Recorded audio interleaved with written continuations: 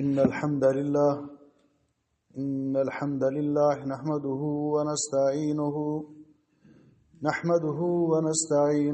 ونستغفره ونعوذ بالله من شرور أنفسنا ومن سيئات أعمالنا من يهده الله فلا مضل له ومن يضلل فلا هادي له وأشهد أن لا إله إلا الله وحده لا شريك له وأشهد أن محمدا عبده ورسوله اللهم صل على محمد وعلى آل محمد كما صليت على إبراهيم وعلى آل إبراهيم إنك حميد مجيد اللهم بارك على محمد وعلى آل محمد كما باركت على إبراهيم وعلى آل إبراهيم إنك حميد مجيد يا أيها الذين آمنوا اتقوا الله حق تقاته ولا تموتن إلا وأنتم مسلمون يا أيها الناس اتقوا ربكم الذي خلقكم من نفس واحدة وخلق منها زوجها وبث منهما رجالا كثيرا ونساء واتقوا الله الذي تساءلون به والأرحام إن الله كان عليكم رقيبا يا أيها الذين آمنوا اتقوا الله وقولوا قولا سديدا يصلح لكم أعمالكم ويغفر لكم ذنوبكم ومن يطع الله ورسوله فقد فاز فوزا عظيما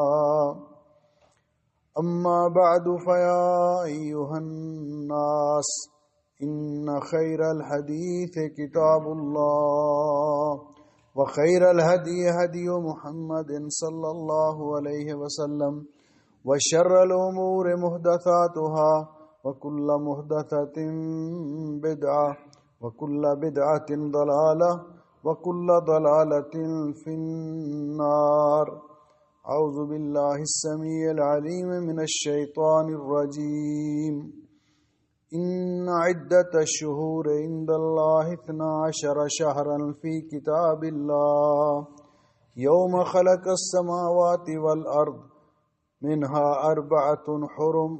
ذلك الدين القيم فلا تظلموا فيهن أنفسكم. قابل سعد احترام بزرگوں، بھائیوں اور عزیزوں، آج کے خطبہ جمعہ کا عنوان ہے ایک حدیث پاک کی تشریح، لا فرع ولا عتیرہ. یہ ماہ رجب ہے جو اسلامی سال کا کیلنڈر کے مطابق 7واں مہینہ ہے. اللہ سبحانہ و تعالی نے جب سے آسمان و زمین کو پیدا کیا، سال کے مہینوں کی تعداد 12 مقرر کی ہے، اور ان 12 مہینوں میں سے 4 مہینوں کو حرمت والے مہینے قرار دیا ہے. ان 4 حرمت والے مہینوں میں سے رجب بھی حرمت والا مہینہ ہے. پیارے نبی حضرت محمد رسول اللہ صلی اللہ علیہ وسلم نے ارشاد فرمایا، حضرت ابو بکرہ رضی اللہ تعالیٰ عنہ سے روایت ہے کہ السنۃ 12 شہرا، سال کے 12 مہینے ہیں، منہا 4 حرم، ان میں سے 4 مہینے حرمت والے ہیں، 3 متوالیات، 3 مہینے ہیں جو مسلسل آتے ہیں، ذوالقعدہ، ذوالحجہ اور محرم. ذیقعد، ذوالحج اور محرم یہ ایک ساتھ آتے ہیں، اور 4تھا مہینہ رجب ہے. اللہ سبحانہ و تعالی نے ان کو حرمت والے مہینے قرار دیا، جس کا مطلب یہ ہے کہ ابتدائی طور پر ان مہینوں کے اندر لڑائی کرنا، کسی قسم کا جنگ و جدال کرنا حرام قرار دیا گیا تھا، لیکن بعد میں یہ حکم اگرچہ منسوخ ہو گیا، لیکن حرمت کا معنی ابھی بھی باقی ہے اور قیامت تک باقی رہے گا، جو اللہ رب العزت نے بیان فرمایا فَلَا تَظْلِمُوا فِيهِنَّ أَنفُسَكُمْ، ان مہینوں کے اندر اپنے آپ پر ظلم نہ کرو۔ حالانکہ اپنی جانوں پر ظلم کرنا کسی مہینے میں بھی جائز نہیں، لیکن ان مہینوں کا خصوصی طور پہ تذکرہ کیا کہ حرمت والے مہینوں کی تعظیم اور ان کی قدر کرتے ہوئے ان میں گناہوں سے زیادہ بچنے کی کوشش کی جائے، زیادہ نیکیاں کرنے کی کوشش کی جائے۔ تو یہ معنی ہے کہ ان میں سے 4 مہینے حرمت والے ہیں۔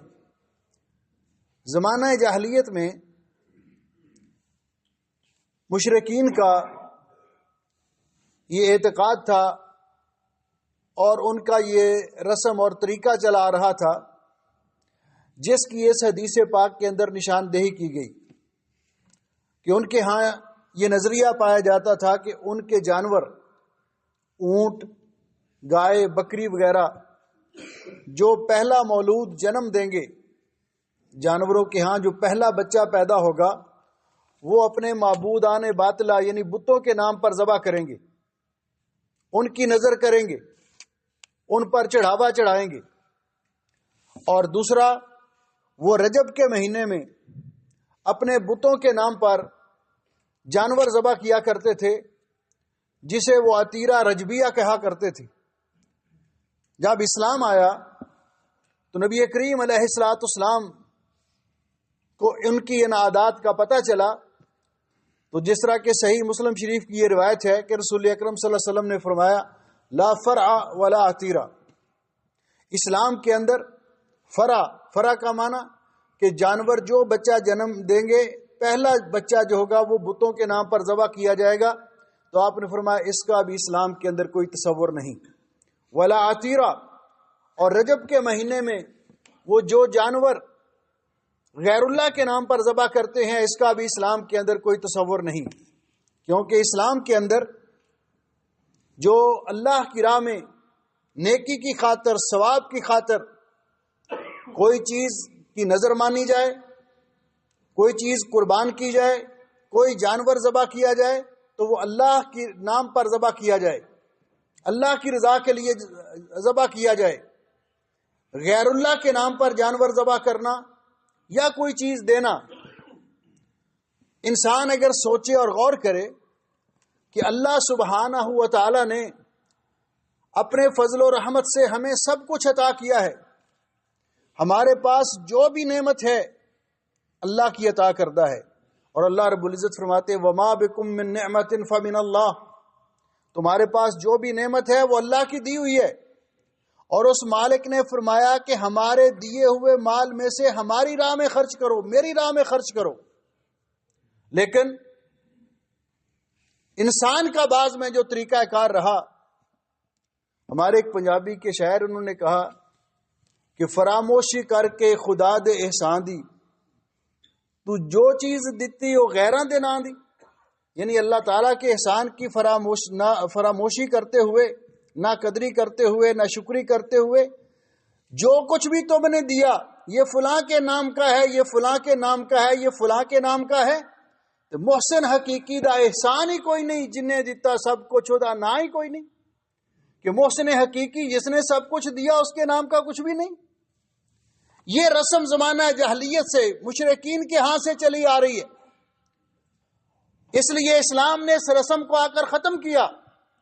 بلکہ یہ معمولی چیز نہیں، اسلام کا عقیدہ اور نظریہ یہ ہے کہ اللہ رب العزت نے یہ اعلان کروایا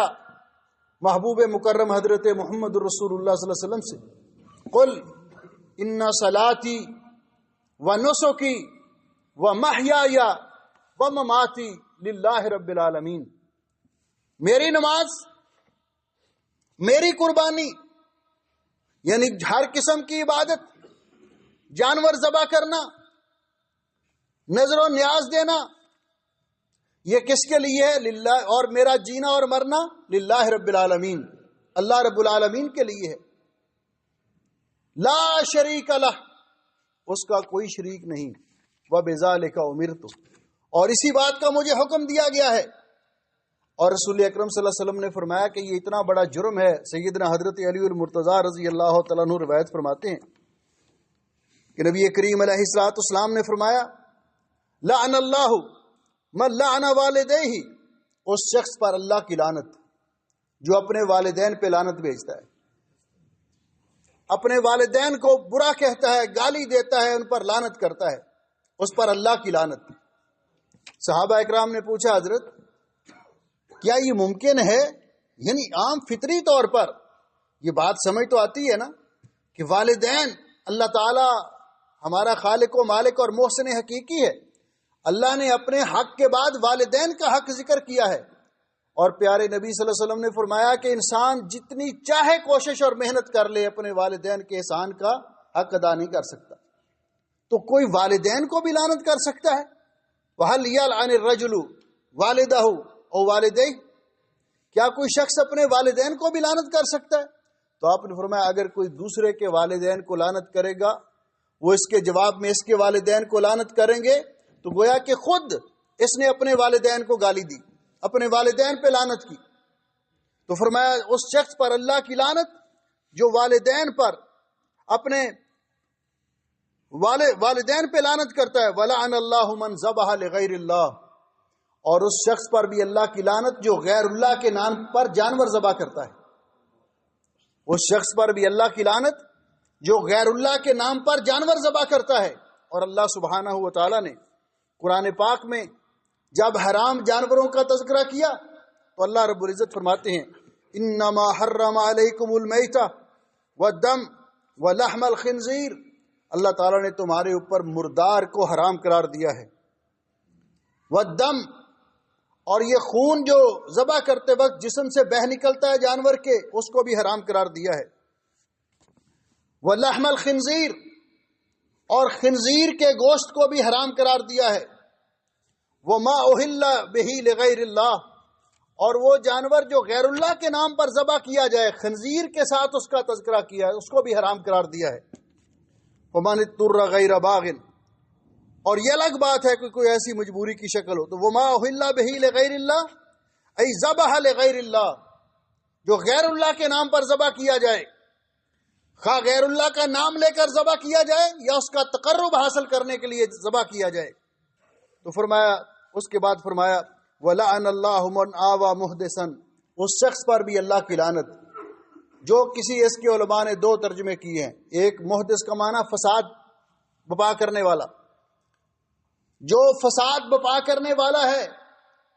اس پر بھی لعنت اور اس کے سہولت کار پر بھی لعنت، من آوى محدثًا، اس کی تائید کرنے والے پر بھی لعنت، اور دوسرا اس کا معنی دین کے اندر بدعات کو ایجاد کرنا، جو بدعات کو ایجاد کرتا ہے وہ بھی اس ضمن میں آتا ہے، اور جو اس کی تائید کرتا ہے، اس کی نشر کا ذریعہ بنتا ہے، وہ بھی اس ضمن میں آتا ہے۔ وَلَعَنَ اللَّهُ مَنْ غَيَّرَ مَنَارَ الْأَرْضِ، اور اس شخص پر بھی اللہ کی لعنت جو زمین کے نشانات مٹاتا ہے، دوسرے کی زمین اس کو تراش خراش کر کے اپنی زمین میں شامل کرتا ہے یا ناجائز قبضہ کرتا ہے۔ کتنی زمین؟ 5 مرلے ہو تب اس کے ضمن میں آئے گا، 10 مرلے پہ قبضہ کر لے نہیں۔ آپ نے فرمایا جس نے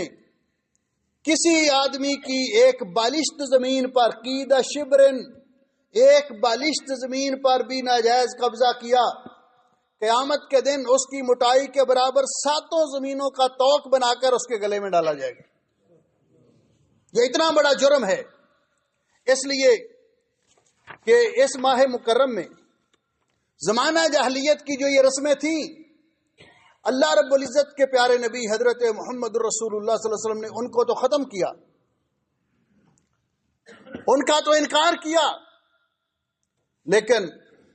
بڑے افسوس کی بات ہے کہ ہمارے بعض علاقوں میں، یہاں نہیں ہے، سعودی عرب میں نہیں ہے، خلیجی ممالک میں نہیں ہے، ہمارے ہندوستان میں، پاکستان میں،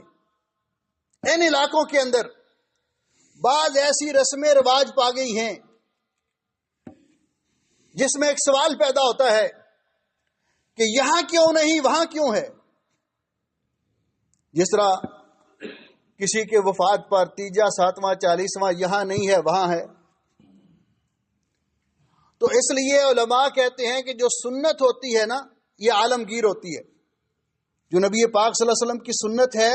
وہ عالمگیر ہوتی ہے، پورے جہان کے لیے، پوری دنیا کے مسلمانوں کے لیے ہے۔ اور جو بدعت ہے یہ علاقائی ہوتی ہے، کسی علاقے میں پائی جائے گی، کسی علاقے میں نہیں پائی جائے گی۔ تو ماہ رجب کے حوالے سے ہمارے ہاں جو بدعات رائج ہیں ان میں سے ایک چیز صلاۃ الرغائب ہے۔ یہ صلاۃ الرغائب کیا ہے کہ رجب کی پہلی جمعرات کو روزہ رکھا جائے اور رات کو 12 رکعت نماز ادا کی جائے، مغرب اور عشاء کے درمیان اس طرح ادا کی جائے کہ ہر رکعت میں سورۃ فاتحہ کے بعد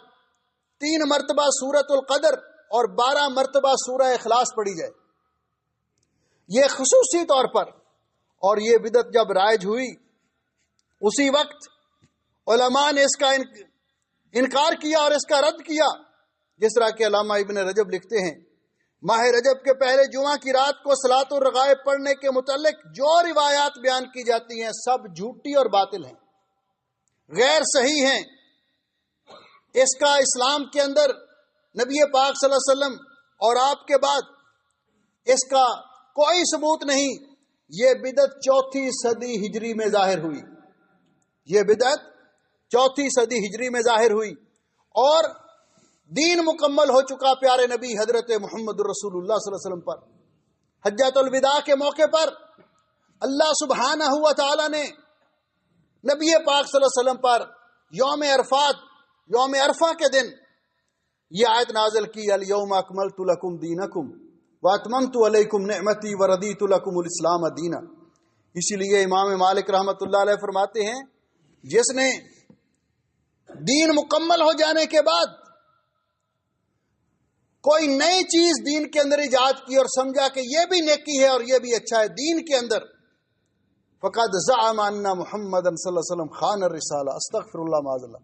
گویا کہ اس نے یہ دعویٰ کرنے کی کوشش کی ہے کہ کام تو یہ بھی اچھا تھا لیکن پیارے نبی صلی اللہ علیہ وسلم نے ہمیں بتایا نہیں۔ حالانکہ پیارے نبی صلی اللہ علیہ وسلم نے بے کمال ہی و تمام ہی پوری کی پوری شریعت امت تک پہنچائی، اللہ رب العزت نے جس طرح نازل کی اور امت کو اس پر گواہ بنایا۔ اس لیے یہ صلاۃ الرغائب۔ دوسرا ایک بات یہ بھی مشہور ہے کہ اس مہینے کے اندر عمرہ کرنے کا ثواب زیادہ ہے۔ ماہ رجب کے اندر عمرہ کرنے کا ثواب باقی مہینوں کی نسبت زیادہ ہے۔ اس کے بارے میں بھی کوئی حدیث نبی پاک صلی اللہ علیہ وسلم سے نہیں۔ جس طرح باقی مہینوں کے اندر عمرہ کرنے کا ثواب ہے، ماہ رجب کے اندر بھی اسی قدر ثواب ہے۔ اگر کسی مہینے کے اندر عمرہ کرنے کا ثواب زیادہ ہے تو وہ صرف ماہ رمضان المبارک ہے۔ رسول اکرم صلی اللہ علیہ وسلم نے فرمایا عمرۃ فی رمضان تعدل حجہ، رمضان المبارک کے اندر عمرہ کرنے کا ثواب حج کے برابر ہے، باقی سب مہینوں کے اندر ثواب برابر ہے۔ اور اسی طرح نفلی روزے باقی مہینوں کی طرح اس مہینے کے اندر بھی ہیں۔ اسی طرح نبی اس مہینے کے اندر زیادہ لوگوں کا، علماء کا خیال ہے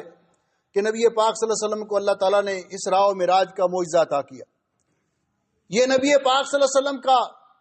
لازوال اور فقید المثال معجزہ ہے جس پر ایمان لانا ہر مسلمان کے لیے ضروری ہے، لیکن اس کی تاریخ میں اختلاف ہے۔ کس تاریخ کو ہوا؟ بعض لوگ کہتے ہیں 27 رجب کو، بعض کا خیال ہے، مولانا صفی الرحمان مبارک پوری نے کتاب لکھی ہے، معروف کتاب ہے الرحیق المختوم،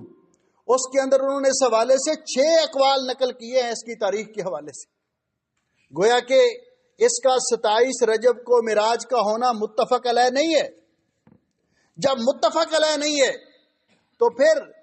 اس رات کی عبادت کرنا اور دن کا روزہ رکھنا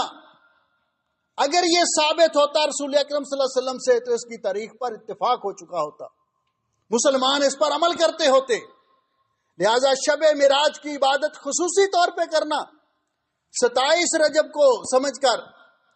اور اگلے دن کا روزہ رکھنا، اس کا بھی نبی پاک صلی اللہ علیہ وسلم سے کوئی ثبوت نہیں ہے۔ جس طرح کہ مولانا عبدالحی لکھنوی حنفی مسلک کے بہت بڑے عالم ہیں،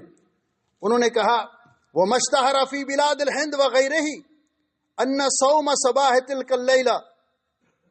یعدل الف صوم، کہتے ہیں جو لوگوں کے اندر یہ مشہور ہو چکا ہے خاص کر ہندوستان کے علاقے میں کہ جو آدمی معراج کے اگلے دن کا روزہ رکھے گا تو اس کو 100 روزے کے برابر ثواب ملے گا، فرماتے ہیں فلا اصل لہ، اس کی کوئی اصل نہیں، اس کی کوئی حقیقت نہیں۔ اسی طرح ہمارے علاقوں کے اندر اس مہینے کے اندر 22 رجب کو کنڈے بھرے جاتے ہیں، 22 رجب کو کنڈے بھرے جاتے ہیں، اور یہ رواج بھی ہمارے علاقوں میں ہے، یہاں پہ نہیں ہے، ہمارے علاقوں میں ہے۔ اور اس کی اصل کیا بتلائی جاتی ہے، یہ حیران کن ہے۔ کیا اس کا ثبوت نبی پاک صلی اللہ علیہ وسلم سے ہے، صحابہ کرام سے ہے؟ اس دور میں تو یہ تھے ہی نہیں، یہ تو حضرت جعفر صادق رحمت اللہ علیہ کے نام پر بھرے جاتے ہیں، اور ان کی طرف ایک کہانی منسوب کی جاتی ہے، اور اس کہانی کی اس بنیاد کیا ہے؟ لکڑہارے کی بیوی کا خواب۔ اسلام کی بنیاد وحی الہی پر ہے، قرآن و حدیث پر ہے، خوابوں پر نہیں۔ اور یہ بات یاد رکھیے، خواب صرف انبیاء علیہم الصلوۃ والسلام کے وحی ہوتے ہیں، کہ نبی پاک صلی اللہ علیہ وسلم نے فرمایا رؤیا الانبیاء وحی، انبیاء علیہم الصلوۃ والسلام کے خواب اللہ کی طرف سے وحی ہوتے ہیں، باقی کسی کا خواب حجت نہیں ہے۔ اور یہ خواب بھی کس کو آیا؟ ایک لکڑہارے کی بیوی کو، اور وہ کہاں کی رہنے والی تھی؟ ہندوستان کی۔ یہ کہانی اس کے خواب کے متعلق سب سے پہلے خورشید مینائی نے ریاست رامپور میں سن 1906 میں یہ داستان عجیب کے نام سے شائع کی کہ لکڑہارے کی بیوی کو خواب آیا، اور اس خواب میں کیا تھا کہ ان کو حضرت جعفر صادق کے حوالے سے کہا کہ جو شخص 22 رجب کو میرے نام کی نیاز کے طور پر کنڈے کرے اور میرے ذریعے اپنی حاجت مانگے تو اس کی حاجت ضرور پوری ہوگی، اگر اس کی حاجت پوری نہیں ہوگی تو اس کا قیامت کے دن اس کا ہاتھ ہوگا اور میرا گریبان ہوگا۔ حالانکہ یہ خانوادہ نبوت کے عظیم ثبوت حضرت جعفر صادق رحمت اللہ علیہ، ان سے یہ تصور بھی نہیں کیا جا سکتا کہ وہ غیر اللہ کے نام کی کوئی نیاز دینے کی ترغیب دلا سکتے ہیں۔ انہوں نے نہیں کہا، ان کی طرف منسوب کیا، اور پھر اس کی فضیلت اور کرتے کون ہیں یہ بھی، اس پر بھی ذرا غور کیجئے۔ میں نے کہا ذرا اس پر سوچئے کہ 22 رجب کو خاص کیوں کیا گیا، 25 رجب کیوں نہیں رکھا گیا، 15 رجب کیوں نہیں رکھا گیا، 20 رجب کیوں نہیں رکھا گیا؟ تو سوال پیدا ہوا کہ کیا 22 رجب حضرت جعفر صادق رحمت اللہ علیہ ان کی ولادت کا دن ہے؟ شاید اس وجہ سے لوگوں کو مغالطہ لگا ہو۔ تو جب ہم نے تاریخ دیکھی تو ان کی ولادت باسعادت 8 رمضان المبارک سن 80 یا 82 ہجری میں ہوئی، تو یہ 22 رجب ان کی ولادت کا دن بھی نہیں ہے۔ پھر کیا ان کی وفات کا دن ہے؟ تو یہ ان کی وفات کا دن بھی نہیں۔ جب ہم نے ان کی وفات کی تاریخ دیکھی تو ان کی وفات شوال کے مہینے میں سن 148 ہجری میں ہوئی۔ اس مہینے میں نہ ولادت ہوئی نہ وفات ہوئی، تو پھر 22 رجب کہاں سے آیا؟ تو بعض محققین نے لکھا کہ 22 رجب اصل میں یہ حضرت معاویہ رضی اللہ تعالیٰ عنہ کی وفات کا دن ہے۔ اس لیے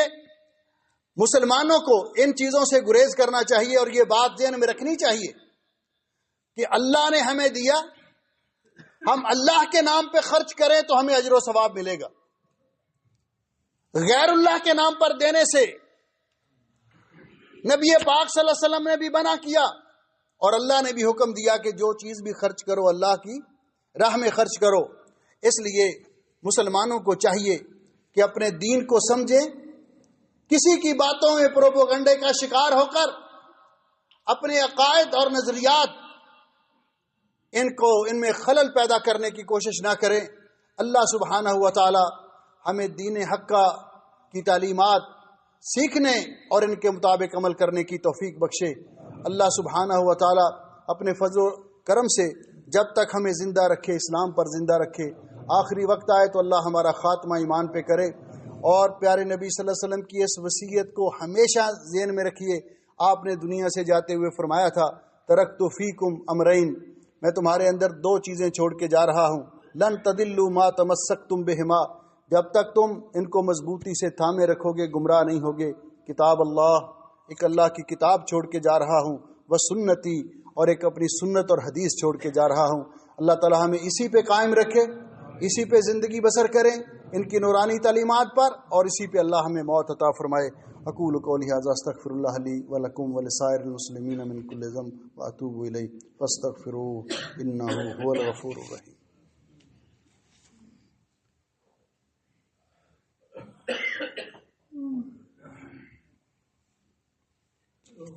ان الحمد للہ نحمده ونستعینه ونستغفره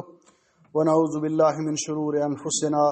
ومن سیئات اعمالنا، من يهده الله فلا مضل له ومن يضلل فلا هادي له، اشهد ان لا اله الا الله وحده لا شريك له واشهد ان محمدا عبده ورسوله، اما بعد۔ محترم بھائی اور عزیزو، اللہ سبحانہ و تعالیٰ کا جتنا شکر ادا کیا جائے کم ہے کہ اللہ تعالیٰ نے ہمیں دین اسلام کی نعمت سے نوازا ہے۔ پیارے نبی حضرت محمد رسول اللہ صلی اللہ علیہ وسلم کے امتی ہونے کا شرف عطا کیا ہے، اور اللہ سبحانہ و تعالیٰ نے کتاب مقدس قرآن کریم جیسی کتاب ہمیں عطا کی ہے، اور اپنا پسندیدہ دین اسلام ہمیں عطا کیا ہے۔ اس پر ہم جتنا بھی اللہ تعالیٰ کا شکر ادا کریں کم ہے۔ ایک بات ذہن میں رکھیے کہ بنیادی طور پر اسی چیز کا اللہ تعالیٰ کے ہاں قیامت کے دن اجر و ثواب ملے گا جس چیز پہ نبی پاک صلی اللہ علیہ وسلم کی مہر ہوگی اور جو آپ کی سنت کے مطابق ہوگا۔ پیارے نبی صلی اللہ علیہ وسلم نے فرمایا، من عمل عملا لیس علیہ امرنا فہو رد، جس نے کوئی بھی ایسا کام کیا جس پہ ہماری مہر نہیں، اللہ کی بارگاہ میں مردود ہے۔ دیکھنے میں کوئی عمل کتنا ہی خوبصورت کیوں نہ ہو، کوئی کس کو کتنا ہی خوبصورت بنا کر پیش کیوں نہ کرے، اگر اس پر محمد رسول اللہ صلی اللہ علیہ وسلم کی مہر نہیں ہے تو اللہ تعالیٰ کے ہاں اس کی کوئی حیثیت نہیں۔ اللہ تعالیٰ نے قرآن پاک میں صرف یہ نہیں کہ عمل کرے جیسے بھی کرے، قرآن پاک میں یہ تقسیم کر دی، یہ وضاحت کر دی، یہ فرق ظاہر کر دیا کہ ان الذین آمنوا وعملوا الصالحات کانت لہم جنات الفردوس نزلا۔ ایک طرف یہ فرمایا کہ جو آدمی ایمان لائے اور نیک اعمال کریں گے اللہ تعالیٰ ان کو جنت الفردوس عطا کرے گا، اور دوسری طرف فرمایا عاملۃ ناصبہ تصلی نارا حامیہ، بہت سارے عمل کرنے والے اور عمل کر کے تھک جانے والے وہ دہکتی ہوئی آگ میں داخل ہوں گے۔ فرق کیا ہے کہ جنہوں نے عمل نبی پاک صلی اللہ علیہ وسلم کی سنت کے مطابق کیا، اللہ کی رضا کے لیے اخلاص کے ساتھ کیا، ان کے عمل قبول ہوئے، اللہ رب العزت ان کو جنت عطا کرے گا۔ جنہوں نے اپنی مرضی سے اعمال کیے، اللہ کو ان کے اعمال کی کوئی پرواہ نہیں، نبی علیہ السلام نے فرمایا فہو رد، وہ اللہ تعالیٰ کی بارگاہ میں مردود ہیں۔ اور اللہ رب العزت نے اس کسوٹی اور اس معیار کو بیان کیا، یا ایھا الذین آمنوا اطیعوا اللہ واطیعوا الرسول ولا تبطلوا اعمالکم، ایمان والو اللہ اور اللہ کے رسول کی اطاعت کرو اور اپنے اعمال برباد نہ کرو، ضائع نہ کرو، کیونکہ جو اس سے ہٹ کر عمل ہوں گے اللہ کی بارگاہ میں ضائع ہیں، برباد ہیں۔ اس نے اپنا وقت ضائع کیا، اس کی محنت، اللہ تعالیٰ کو اس کی کوئی قدر نہیں قیامت کے دن۔ اس لیے ایک تو اس بات کا خیال رکھیے۔ دوسرا، اس موقع پر سوشل میڈیا پہ جو دین کو بگاڑنے کی سازشیں ہو رہی ہیں اور جو نام نہاد لوگ دین کے نام سے لوگوں کو گمراہ کر رہے ہیں، اللہ کے لیے ان سے ہوشیار رہیں۔ اللہ تعالیٰ سے دعا کریں کہ اللہ دین پر استقامت عطا کرے اور ہمیں صراط مستقیم پہ گامزن رہنے کی توفیق عطا فرمائے،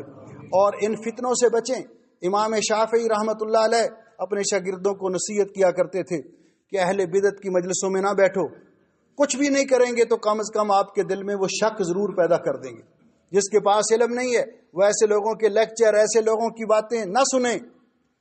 پتہ چل جاتا ہے کہ یہ بندہ کہاں سے بول رہا ہے اور کیا کہنا چاہتا ہے۔ اور اسی طرح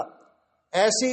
عبادات جو نبی پاک صلی اللہ علیہ وسلم کے سے ثابت نہیں ہیں، وہ بدعات ہیں، ان کو آگے نشر کرنا سوشل میڈیا پر یہ بھی گویا کہ نبی کریم علیہ الصلوۃ والسلام نے فرمایا کہ اس کا حصہ ہے،